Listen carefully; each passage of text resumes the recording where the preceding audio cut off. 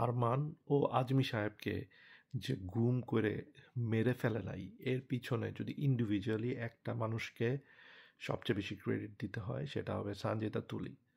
2014-15 সালের পরে জামাত পুরোপুরি আন্ডারগ্রাউন্ডে চলে গেছে। তারা তাদের সমস্ত শক্তি, সক্ষমতা, এগুলো সব কিছু ব্যবহার করছে তারা কিভাবে বিভিন্নভাবে সরকারের ভিতর ঢুকবে, কিভাবে বিভিন্নভাবে আওয়ামী লীগের ভিতর ঢুকবে। তার ফলাফল আমরা 5ই আগস্টের পর দেখতে পাইছি। তারা ছাত্রলীগ সেজে বিসিএস দিয়ে সরকারের বিভিন্ন পর্যায়ে পরীক্ষা টরীক্ষা দিয়ে পাইকারি হারে পুলিশ এবং সরকারের বিভিন্ন প্রতিষ্ঠানের ভিতর ঢুকছে।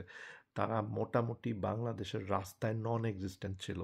এটা হলো বাস্তবতা। সেই জায়গায় তুলি একলা একটা প্রতিষ্ঠান বানায়, সেটা নিয়ে কন্টিনিউয়াসলি ফাইট করে গেছে। এইটার ফাইটের ফলাফল হিসেবেই আজমি সাহেবের মতো মানুষ, আরমানের মতো মানুষকে, হুম্মাম কাদেরের মতো মানুষকে নিয়ে যাওয়ার পরও, হাসিনুর রহমান কর্নেল ওনাদের মতো মানুষকে ধরে নিয়ে যাওয়ার পরও মেরে ফেলার সাহস গভর্নমেন্ট পায় নাই।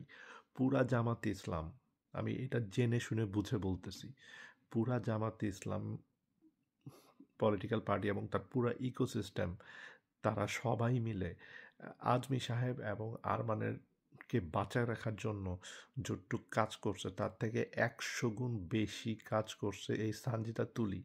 তারা এই সানজিদা তুলিকেও ছাড়ে নাই। তাদের তাকেও, তারেও একটা স্লাট শেমিং তাদের করতে হয়েছে।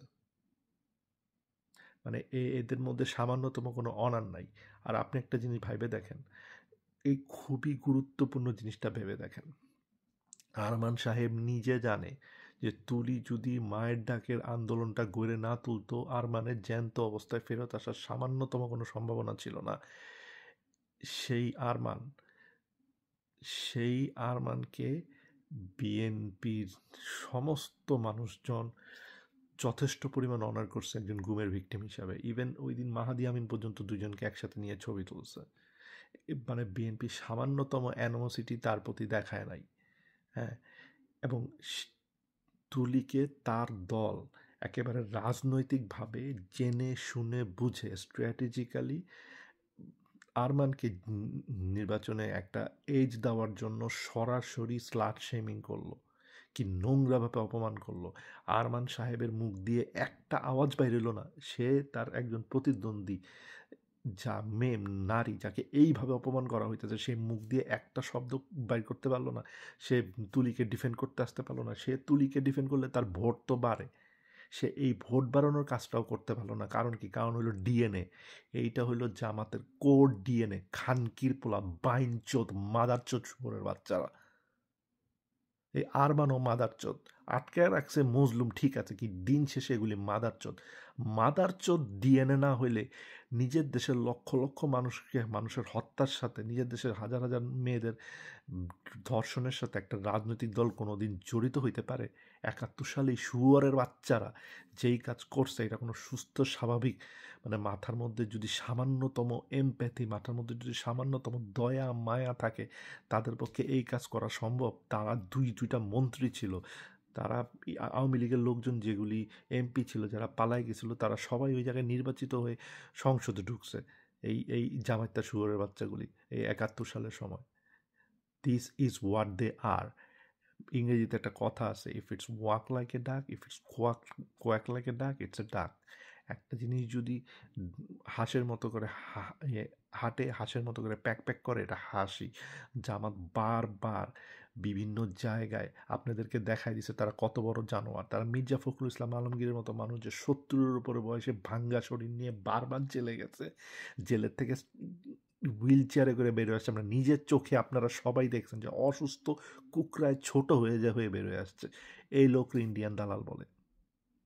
সালাউদ্দিন সাহেবের পুরা স্ট্রাগল ইন্ডিয়াতে রেকর্ডেড। ইন্ডিয়ার কোর্ট সিস্টেমে ফাইট করছে এই লোক। এই লোক তো গরিব না যে তার কোর্ট সিস্টেম তাকে ইয়ে করে দেওয়ার পর সে একটা এক রুমে থাকবে। তার সামর্থ্য আছে বাংলাদেশ থেকে টাকা পাঠায় রাজপ্রাসাদে থাকার, সে থাকবে না তাইলে? সে ইন্ডিয়ানের পয়সা ছিল এবং পুরা জিনিসটা রেকর্ডেড। জানার পরও তারা সালাউদ্দিন সাহেবরে ছাড়ে নাই, তারা খালেদা জিয়ারে ছাড়ে নাই, তারা তারেক রহমানরে ছাড়ে নাই, তারা জিয়াউর রহমানরে ছাড়ে নাই। ইয়ের একটা ভিডিও, বলে আমির খসরু সাহেবের একটা ভিডিও, সে উঠার থেকে বসতেছে অথবা বসার থেকে উঠে দাঁড়াইতেছে, এই ভিডিওটা মধ্যেখানে পজ করে তারা প্রচার করছে আমির খসরু মাহমুদ নাকি অমিত শাহর সামনে ঝুঁকতেছে, হ্যান করতেছে, ত্যান করতেছে। মানে আমির খসরু সাহেবের মতো লোক, এরকম ফাইন্যান্সিয়ালি সাকসেসফুল লোক, পলিটিক্যালি সাকসেসফুল লোক, তার নিজের বাবার রেখে যাওয়া জমি জমা বিক্রি করে সংসার চালাইতে বাধ্য হয়েছে।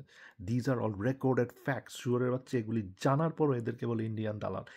বিএনপি যে এখন পর্যন্ত এদের বিরুদ্ধে নোংরামি করে নাই, কারণ সর্বোচ্চ পর্যায়ে থেকে দল হিসেবে বিএনপি কোনো সময় করবে না, কিন্তু বিএনপির সমস্ত অ্যাক্টিভিস্টে কি আপনি আটকে রাখতে পারবেন? সবার মোরাল স্ট্যান্ডিং কি এক? এখন এরা বুঝবে। এরা বাড়াবাড়ি, এরা খালি শুধুমাত্র মানুষে মাইরে যেতে থাকবে, মানুষের কষ্ট দিতে থাকবে, মানুষের দিলের মধ্যে মানে বিশ্রীভাবে হিট করতে থাকবে, কন্টিনিউয়াসলি সবাইকে নিয়ে মিথ্যা কথা বলতে থাকবে, আর বাকি সবাই সবসময় হাই রোড নিতে থাকবে। হ্যাঁ, এটা কিভাবে সম্ভব? এগুলি কোন ধরনের জানোয়ারগিরি করতেছে এরা? এরা কন্টিনিউয়াসলি জানোয়ারগিরি করে যাবে আর কেউ কিছু বলতে পারবে না? আমরা তো নিজেরা জানি, এটা তো বাংলাদেশের রেকর্ডেড হিস্ট্রি, যে খালেদা জিয়া পরিত্যক্ত জেলের কন্ডেম সেলে ছিল, যেখানে ইঁদুর তেলা বোকা ছিল, ওইখানে তার অবস্থা এত খারাপ, সে এই লেভেলের মানুষ যে তার একজন কাজের মানুষ তার সাথে ওই জেলখানায় গিয়েছিল। আমরা ওই ছবিগুলি দেখি নাই। খালেদা জিয়া কী পরিমাণ অসুস্থ ছিল আমরা জানি না। খালেদা জিয়ার হাত বেঁকে গেছে আর্থ্রাইটিস হয়ে। ইভেন পর্যন্ত পিনাকির মতো জানোয়ার সে পর্যন্ত ভিডিও করে বলছে যে তার খালেদা জিয়ারে সম্ভবত করা হইতেছে, কী বলে, ভুল ডোজের ওষুধ দিয়ে পয়জনিং করা হয়েছে। এটা নিয়ে সবার মধ্যে সন্দেহ আছে। খালেদা জিয়া বাইরে এগুলি নিয়ে কোনো বাড়াবাড়ি করছে? এটা আমরা রেকর্ডেড না, এটা আমরা দেখি নাই কী হয়েছে। আর ওই দিক দিয়ে আমরা দেখি নাই গোলাম আজমের সাথে কী হয়েছে। গোলাম আজম বিরাট বড় বোর্ডের সামনে, কী বলে, চিকিৎসকদের বোর্ড তৈরি করে পিজি হাসপাতালে ছিল। আমরা পত্রিকার রিপোর্টে দেখি নাই তার খাবারের লিস্ট, আতপ চালের ভাত আর দেশি মুরগির স্যুপ, এগুলি আমরা দেখি নাই। হ্যাঁ, তারা তো ঠিকই ট্রিটেড হয়েছে ভালোভাবে। হ্যাঁ, আমারে বুঝান যে খালেদা জিয়া আর গোলাম আজম এক, যে খালেদা জিয়ারে জেলে পচাইছে আর গোলাম আজমরে পুরা রাজার হালে ইয়েতে রাখছে, পিজি হসপিটালে রাখছে। হ্যাঁ, আমরা তো এগুলি নিয়ে কোনো সময় কথা বলি নাই। এইটা সত্য কথা, কিন্তু রেকর্ডেড হিস্ট্রি, কিন্তু প্রত্যেকটা খবরের কাগজে আছে। আমরা মিথ্যা কথা বলছি? হাসিনুর সাহেব, কর্নেল হাসিনুর, সে তো জেলে ছিল। কর্নেল হাসিনুরই তো বলছে যে আজমি সাহেবকে জেলখানার মধ্যে ইয়েতে আয়না ঘরের মধ্যে এসি রুমে রাখা হয়েছে এবং তার খাবারের স্বাধীনতা ছিল, সে চয়েস করতে পারতো সে কী খাইতে পারবে। হ্যাঁ, এটা তো বাস্তবতা। এটা হাসিনুর সাহেব বলছে, কর্নেল হাসিনুরকে গিয়ে জিজ্ঞেস করেন। এরা একটা বাংলাদেশ আবার একটা সুযোগ পাইছিল অগাস্টের পরে। বাংলাদেশ একটা সুযোগ পাইছিল অগাস্টের পরে, নিজেদের সামান্যতম স্বার্থে এই সুযোগটাকে তারা ছিন্ন ভিন্ন করে ফেলছে। তারপরও BNP will treat them the way Democratic, একটা লিবারেল ডেমোক্রেটিক পার্টি সরকারে আসলে তার অপোজিশনে যেভাবে ট্রিট করে বিএনপি তাদেরকে সেইভাবেই ট্রিট করবে। বিএনপি তাদেরকে অন্য অত্যাচার কিচ্ছু করবে না। তারপরও দেখবেন এরা কন্টিনিউয়াসলি বাটনস পুশ করে যাবে এবং অত্যন্ত নোংরা জঘন্য রাজনীতি করে যাবে। আল্লাহ হাফেজ, সবাই ভালো থাকবেন।